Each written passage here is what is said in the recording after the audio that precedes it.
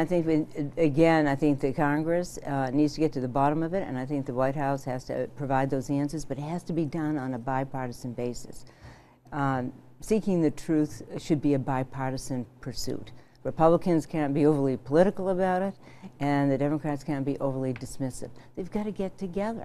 I mean, we've had crises, we've had scandals in the past, we've been able to transcend them by virtue of working together hand in glove to get it done. And that's what needs to be done in this instance. When you think about Benghazi, I mean, men and women's lives are at stake in the Foreign Service. I worked on these issues in the 80s. I co-authored the legislation that created the Diplomatic Security Bureau, the Regional Security Office, and the Accountability Review Board.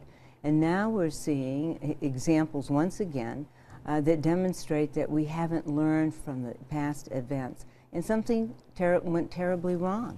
What's been the reaction to your book, Up on the Hill? Have you had a good reaction? Well, I haven't heard from my former colleagues. I mean, people have been positive.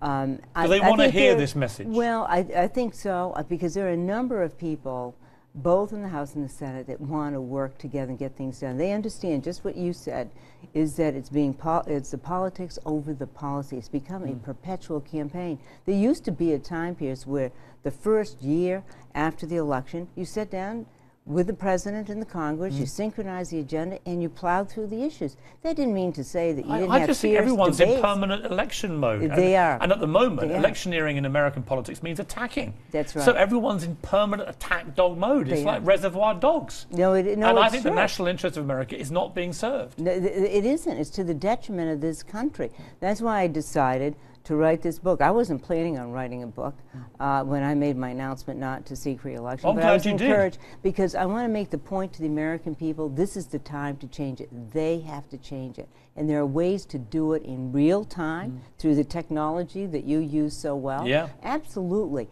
People can do it. Just as those who fan the flames of polarization, we ought to be able to do it together and seek bipartisanship and demand it. Otherwise say, you know what, you're out. I totally agree. We don't even have a budget. You are speaking my language. Well, actually, you're not really, but you sort of are.